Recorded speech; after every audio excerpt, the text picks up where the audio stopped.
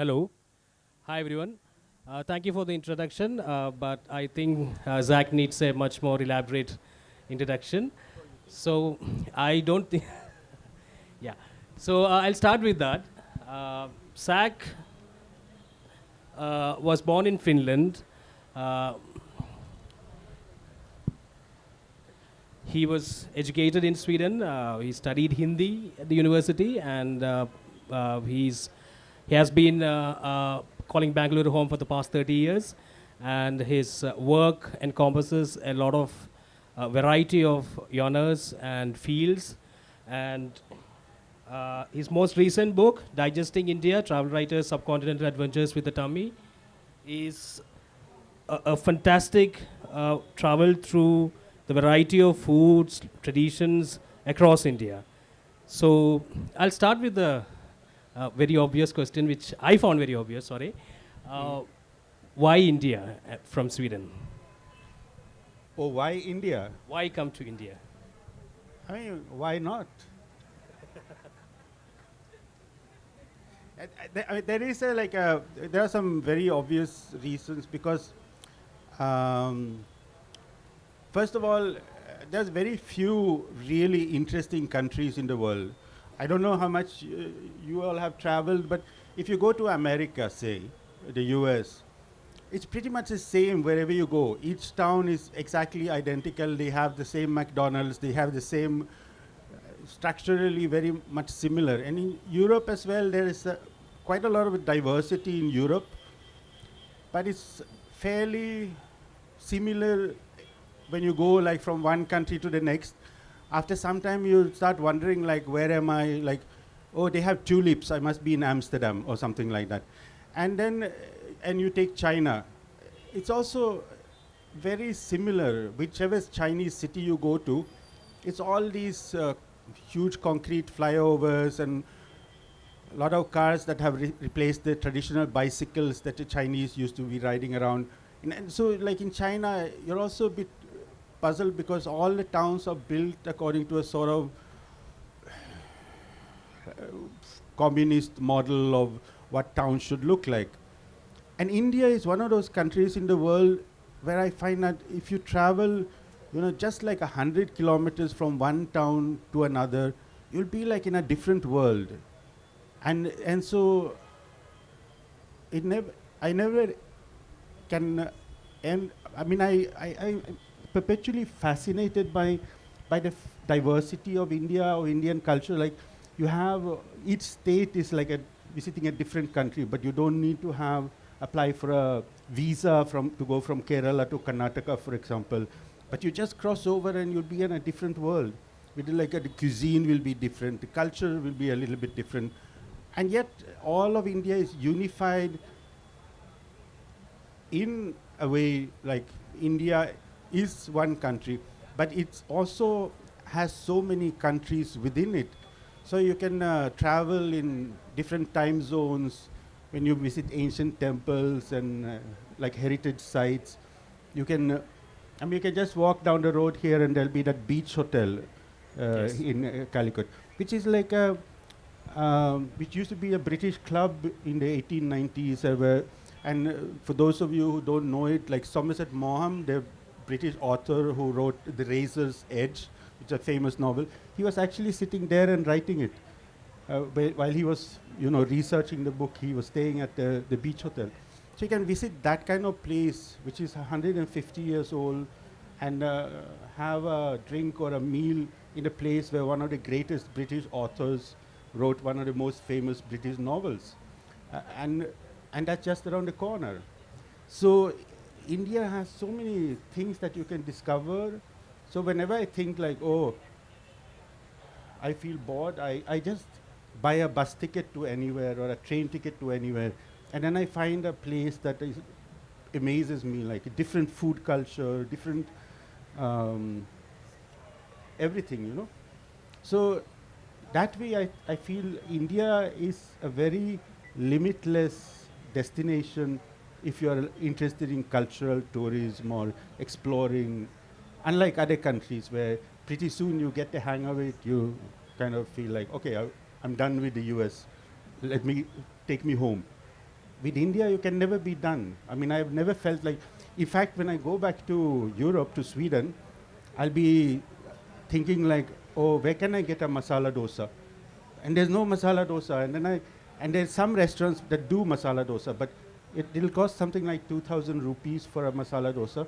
And I'm thinking like, if instead of buying a masala dosa in Sweden, I just save that money, I'll have an air ticket to India. And then I come here and eat, hundreds of masala dosa. So, perfect country. So when I got hold of this book, the first section that I dived right into was the section about Kerala, and you begin that chapter beautifully. I'll just read out. Okay. You are in Kerala when you step off the train, walk into the nearest shack, and are served smoothly soothing, slightly sweetish appams, accompanying a sublime fish curry for breakfast. And that's just also nearby here. Yeah. I got off the train here in Calicut station when I was writing this chapter, and I just walked out from the station down that big bazaar, that spice market street, and suddenly there was this little eating place opening in the morning, and one uncle was cooking alone, no waiters or waitresses or anything. He was just cooking alone, and he was just happy to make all these dosas and fish curries and fried fish, and I think I ate like 3, 4, 5 portions of all these fish curries and fried fishes, and it came to something like 165 rupees, the total bill. Bargain. Total bargain. I mean, I really felt like tipping him the equal amount, but then I felt like this is not the kind of place where you give 165 rupees in tips, but I mean, it was definitely worth it. It's a wonderful way you describe appam. I'll just read out. Those delicately plump and spongy palm sap fermented rice flour batak pancakes called appams. I was wondering, I am a Malayali, but if anyone asked me to describe appams, I don't think that I would be able to do that in such a picturesque way. So is there a method to experiencing the food and then translating that experience into words? What's the method? That's a very interesting question, actually, because partly I think I'm a bit of a poet, so I do these over-the-top descriptions of food. But there's also that thing, because this is not a cookbook or a book about how to make food, even though some readers have told me that, they try to cook things that I mentioned in the book. But it's more about capturing food as like art, you think, like you describe, because food is often overlooked in a way, like if you read reviews of restaurants, they use the same words, the same similar descriptions, and food will be tasty and food will be all these words like excellent, ravishing. Yeah, and it's very functional. So I wanted to bring like adventure and poetry into writing about food, where you're sort of like, I mean, that awesomeness when you get like a really good meal in front of you and everything is, and not. I have nothing against people who use Instagram, but Instagramming dishes has sort of replaced that actual ability to describe food. So to me, that the whole thing about this book has been that trying to find interesting dishes and then describing them as vividly as possible and as beautifully as possible, and make the reader just sort of want to almost eat the book because you get so hungry. So in some of the people who have written to me after this book, they tell me that they find it very put downable, in the sense that once they read a few pages, they have to go to the fridge and look at, find something to eat before they can continue. And then they continue reading, and then half an hour later, they again have to go and look for something to eat. I mean, it creates that sort of a hunger reflex in the readers. So in that sense, I think like I've achieved what I wanted to do, to look at food as something more than just what we eat on a daily basis, but food as something like you take adventure tourism, which is another form of tourism. This is a food tourism book, but adventure tourism is something like where you can actually, you experience quite extreme situations, and you might have dangerous accidents and things like that. So I want to do the same for food tourism, and as you can all see, I put on quite a lot of weight, like I'm nearly 100 kgs after writing this book. Here's my tummy in profile. And so in that way, like being a food writer can be as challenging as being an adventure tourist, like climbing mountains and breaking legs. Like this is a book about eating a lot of food and breaking your tummy in the process. So it's kind of writing about food as an adventure, if you know what I mean, like where you're really going to discover dishes that I write about a lot of well-known Indian dishes like tandoori chicken and the history of tandoori chicken as well. But there's also a lot of the kind of foods that many people don't even know that, oh, this also counts as Indian food.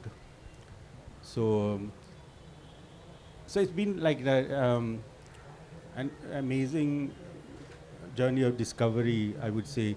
And Indian cuisine really lends itself to that.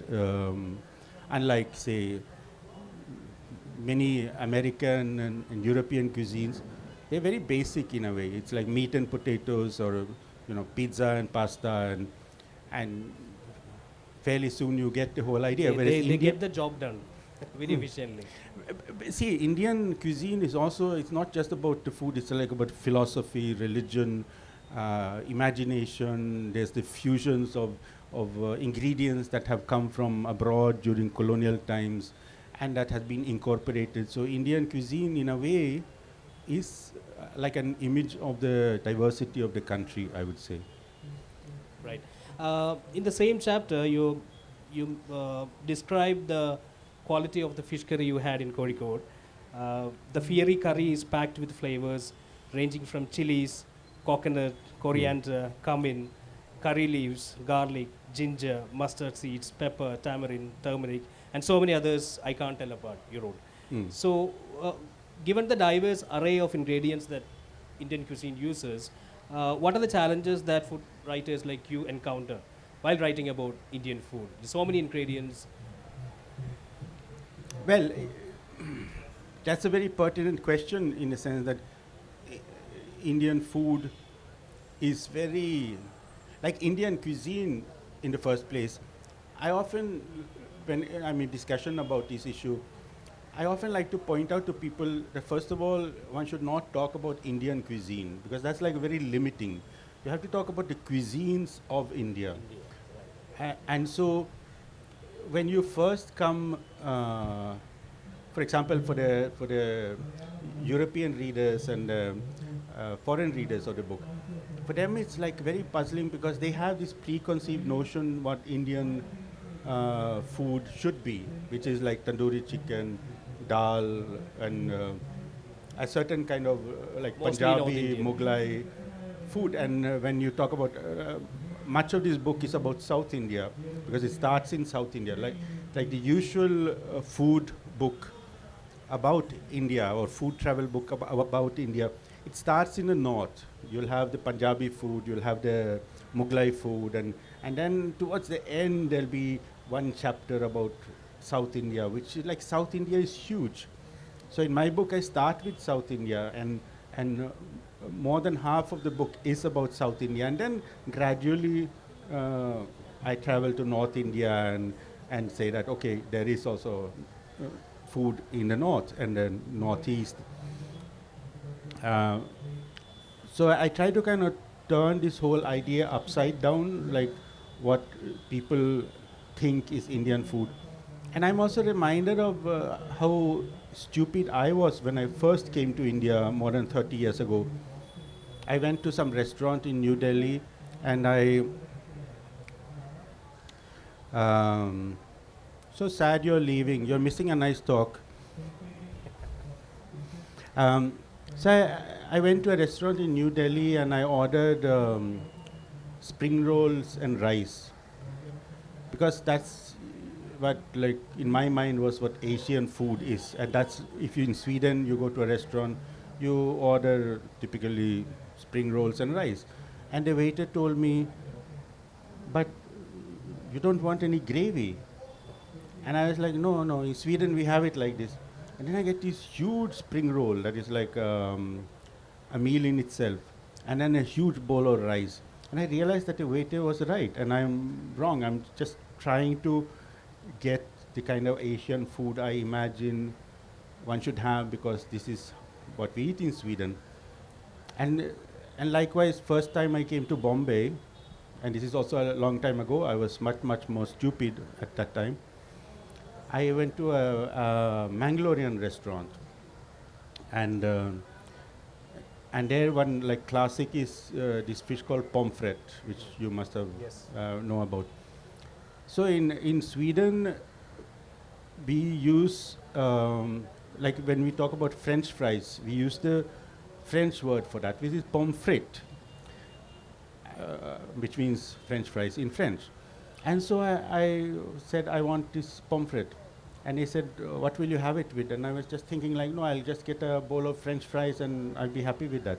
And then they come in with this huge fish. And I'm again shocked. And I realized that the waiter had tried to, give me a subtle warning that you probably don't understand anything about Indian food. But he didn't want to tell me that I'm an idiot outright. So the whole journey of writing a book like this is about these kind of things where you make errors, you order the wrong thing. But then ultimately, like, I love Mangalorean food, and it's one of my favorite cuisines of India. Like, apart from of course, the Kerala foods of Kerala. So if I hadn't made these errors, I would not have discovered pomfret and what a lovely fish it is. So that's sort of part of the adventure of writing a book like this about Indian food, and you have to dare to make mistakes, because like a lot of other tourists I know who come to visit India from Europe, and when I meet them and if we go to a restaurant, they always want to have the same thing that they get there in the West. So most of them typically always order palak paneer. And if you're in like Kerala or Tamil Nadu or something, I'll try to tell them that, palak paneer is a very North Indian, Punjabi type of dish where, paneer culture is big. If you're in South India, you should try to find what is the local foods. So that's been my whole project, has been this thing like figure out like what is the good local food, and how to dare to order it. So I've also had to unlearn a lot of this thing like relying on say travel guidebooks that give you advice, and instead start asking people like people I meet like you, where should I eat in Calicut? Like, what will be like the best meal in town? And discover the local foods instead of just going with a fixed agenda of, oh, I want palak paneer wherever I go in India. So, did that make sense at all? A lot of sense, I think.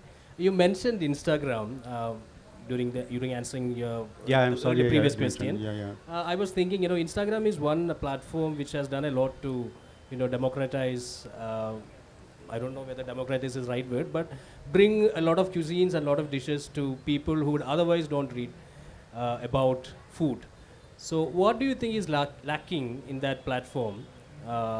It gives sights, it gives sounds, but doesn't have the kind of poetry. That's the word you said. What's lacking in that platform? See, the problem with Instagram is, first of all, you don't have to understand anything. I mean, it's about catching a good picture of something you eat. So if it's beautiful, but it doesn't have to taste that good. So there's a very big difference. Of course, presentation is very important. But if you take something like a curry, a typical, fish curry or something, it's not that Instagrammable because it's a gravy, and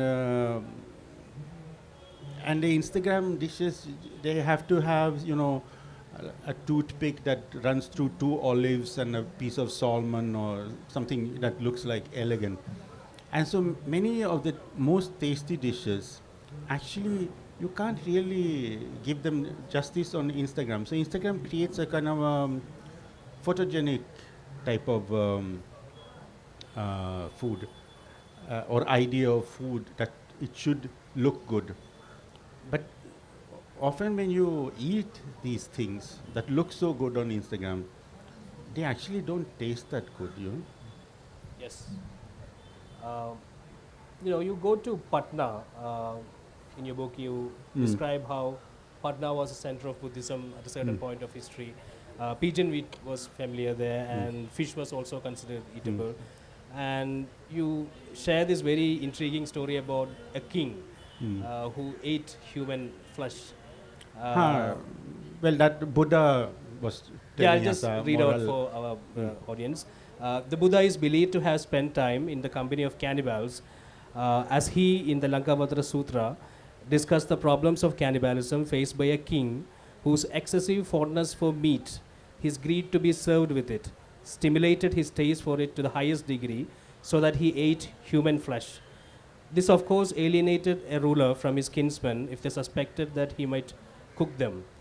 In consequence, he had to renounce his throne and dominion and to suffer great calamities because of his passion for meat, said the Buddha as he advocated the benefits of vegetarianism. Now, my question is, one could say that there is a great rift between people who advocate vegetarianism in India and those who are actually non-vegetarian. And this is not limited to a sense of taste or anything. This has its own socio-political, economic, cultural context. So, how do you view this rift? Well, see, one thing is that in the book I also talk about when I stay in Mahatma Gandhi's ashram in Sevagram, and he, of course, was very vegetarian throughout most of his life. Though he had a period when he was young and he experimented with eating meat. So he talks about that in his autobiography, that there was this idea that you can only become strong and fight the colonial oppression if you eat meat, and then he rejects meat, and then he goes on experimenting with various vegetarian diets throughout his life, and he's like a very radical, one of the first people who really explore vegetarianism in all its forms. And I myself, I don't have any prejudice whether you want to eat human flesh and I may not want to eat it, or if you're a cannibal, I can still be your friend. Like the Buddha, he, according to himself, he did spend time with these cannibals. So I think one needs to be tolerant. Like Mahatma Gandhi, he was also very tolerant in the sense that he had a lot of friends who did eat meat, like Jawaharlal Nehru, who was a Kashmiri, who obviously would have eaten Rogan Josh and that kind of dishes. And Gandhi did not have a problem with meat eaters, but it was just like in the ashram, if you want to stay there, you cannot have meat. But otherwise, he didn't see,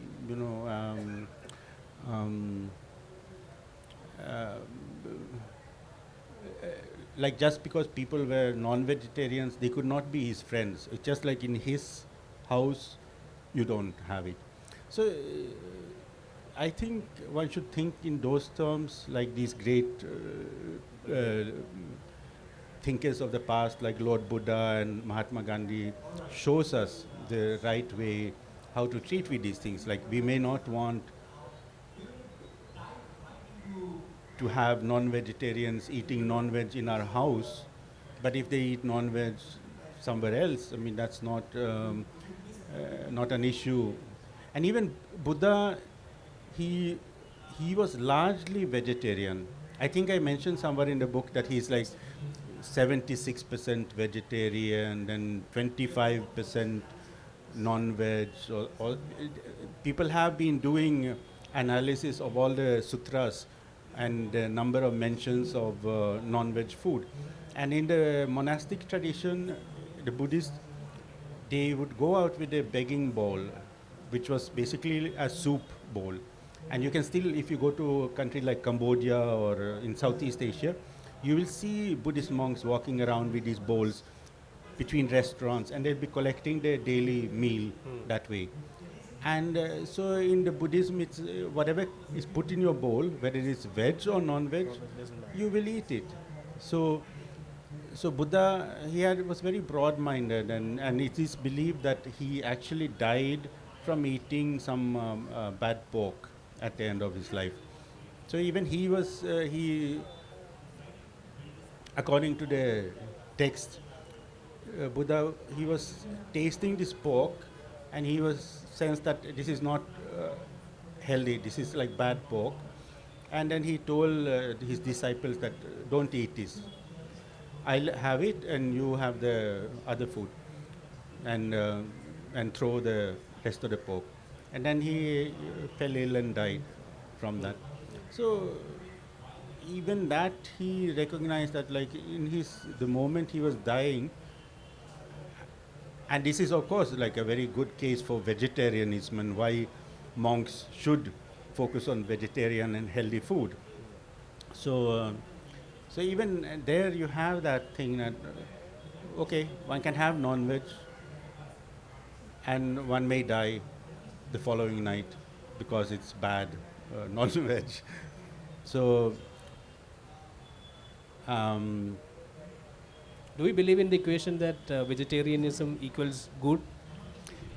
well, they say that vegetarian is very healthy, like vegetarian food, and my wife keeps telling me that I should eat more vegetarian food, and of course because I'm in Kerala right now, I can't resist all the lovely non-veg food that is available in the restaurants.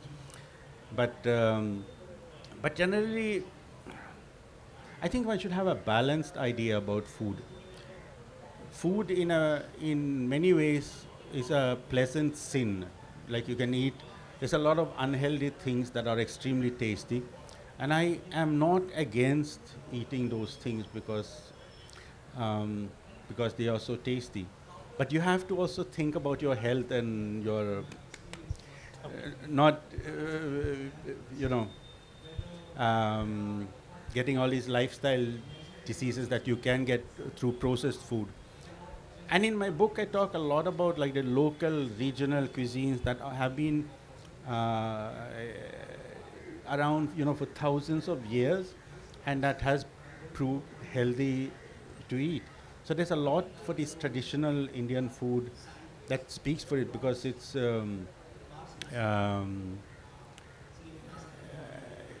been proved, good like since time immemorial.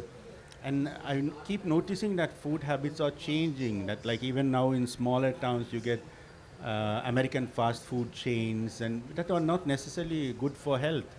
Whereas the places where you get some idli and all these basic food often are much healthier than say hamburgers and these things.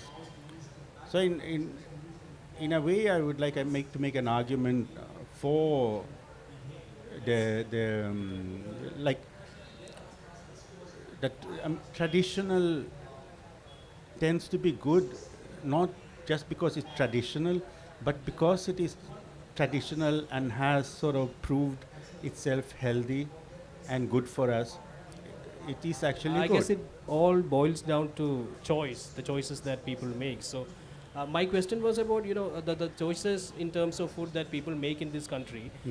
It's increasingly leading to clashes. You have people getting killed for eating meat, and people getting mobs slaying, those kind of things happening. So my question was, do you think that this broad-mindedness and balance that you advocate, how can we actually bring about, into the conversation, like that aspect? Yeah. When You you put mentioned one instance in the book that I found interesting was you mentioned the Kongu cuisine, right. and you mentioned a chain of restaurants called Junior Kupanas, and Huh. I've been there. It's a fascinating Oh, chain of is restaurants. it? Yeah, Okay, so yeah. they have they serve pure vegetarian beside Hmm. non-vegetarian food, and people can make their choices accordingly. Hmm. And it comes from the same kitchen, I suppose. I don't know. Yeah, I would suppose. Yeah. So in terms of your encounters with food, how would you say how liberal India is in terms of making these choices, and Hmm. When you put it like that eating non-veg might lead to you getting killed, obviously it shows that being veg is more healthy because you will not get killed Safe. by other vegetarians. But it's also puzzling, like why vegetarians would want to kill non-vegetarians. Wouldn't you say so? That's kind of It's a not just strange thing. vegetarians, I suppose. Non-vegetarians who eat Because I certain mean, kind of meat. I would think like vegetarians would only kill vegetables. They wouldn't kill humans. Yeah. Right. So there's something mysterious about his question. Right. So I move on to Maharashtra, where you discuss your other interests. You're a detective novelist, and then let me get that part of the book.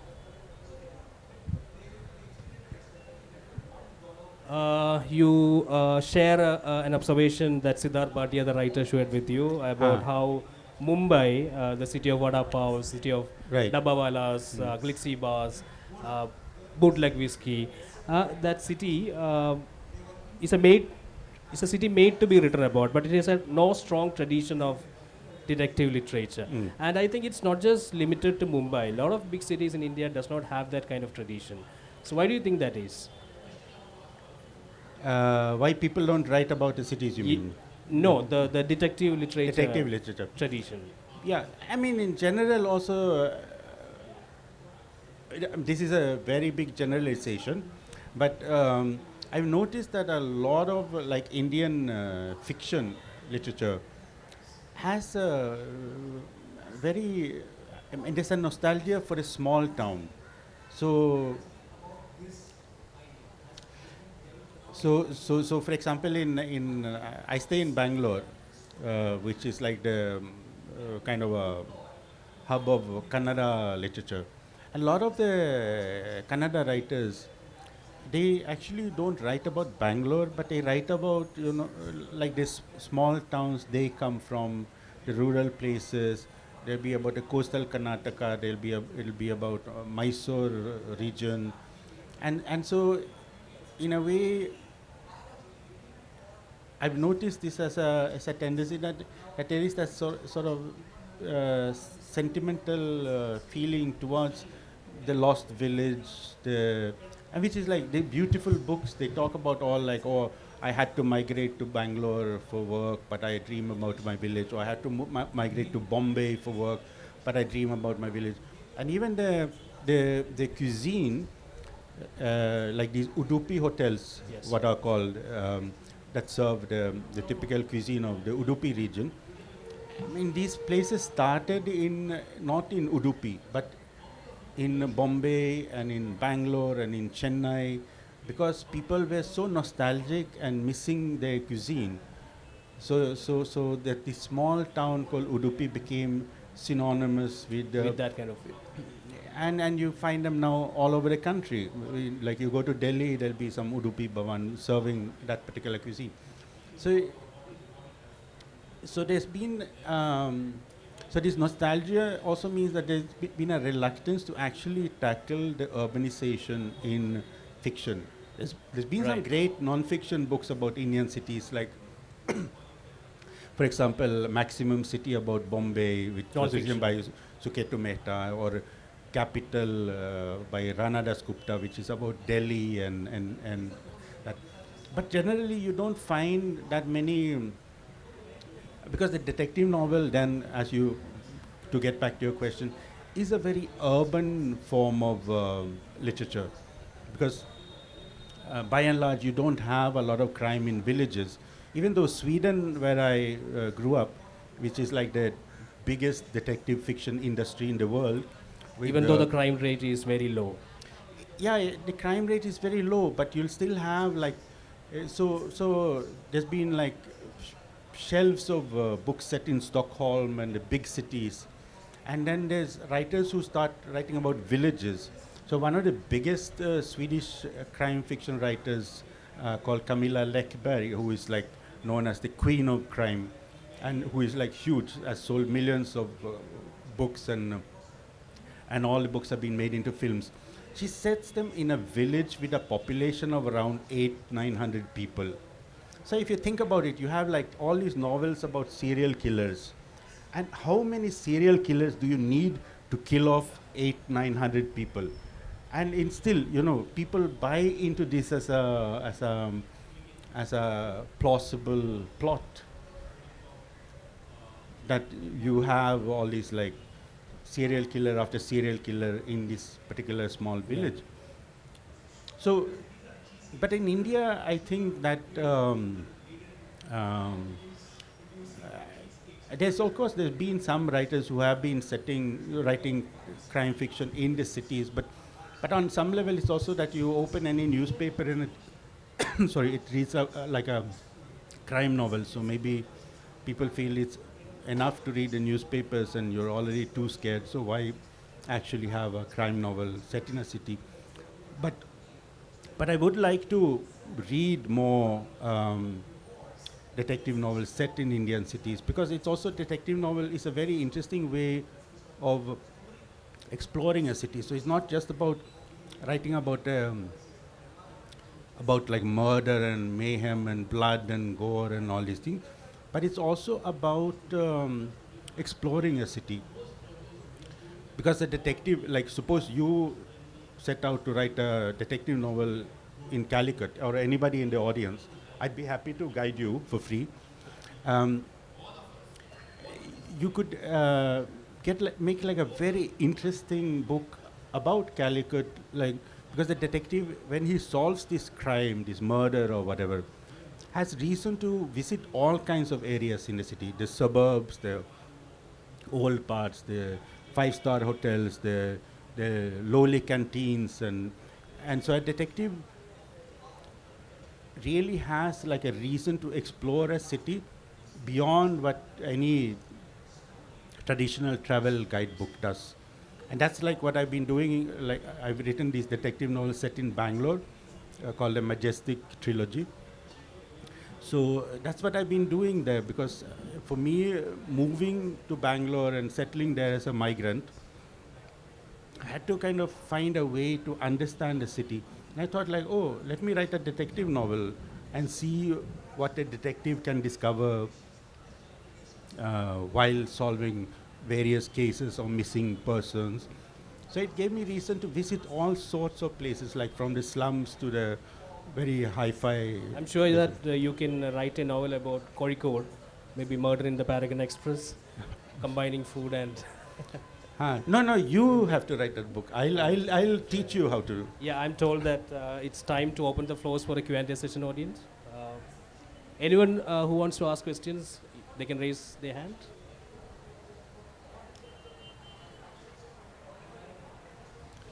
Did I already answer all questions? Hi. I was curious to find out some of the most vivid descriptions of food writing I've read, in novels like The Railway Bazaar by Paul Theroux. I was just wondering, it's also a very white man's perspective on India, and whenever there's someone, from the West who writes about India and Indian culture and Indian cuisine, they tend to exotify, or their writings are laced with condescension. So I was wondering, you as a food writer and, with your very vivid descriptions, very seductive descriptions often of food, how do you avoid falling into that trap? Is it because you've moved to India and so you identify more with this land than with your own home country, or is it simply because because because whenever you read someone from the West writing about us and our culture, you tend to, I bristle with anger sometimes when I read The Great Railway Bazaar, because a lot of the passages are laced with condescension, and I can't relate to them because I feel that's not who I am. And so how do you avoid that trap in your writings? Yeah, I'm glad you put it that way, that I managed to avoid it, because I was worried for a bit that you said, you were going to say, like, you're just like Paul Theroux, who... But the thing is, I think, first of all, I've been staying... I came to India more than 30 years ago. Of course, Paul Theroux also came a long time back. But he... Maybe because he's British and has some kind of colonial chip on his shoulder, and I'm come from like non-British background. Maybe that's why I see things differently. Because even in Sweden, the sort of British, English, Anglo-American culture is quite oppressive. So and also over the years, partly by reading a lot of other writers, I've started to get very irritated with writers like Paul Theroux, who you mentioned. Don't mention this to Paul in case you meet him. But there's like a lot of these writers who take things for granted and think that they are superior. So I try to have a different approach, in the sense that I just take things for what it is.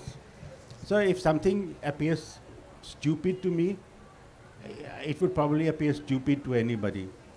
And if something appears like fabulous, it will probably appear fabulous to anybody who has like an average human experience. So I try to experience not from any cultural vantage point, but like as somebody who's just very curious about understanding why a particular food is in a particular way, how they make it, or where do these cultural influences come from. So, so I think I would put it like that I have a very much like a child's way of looking at things.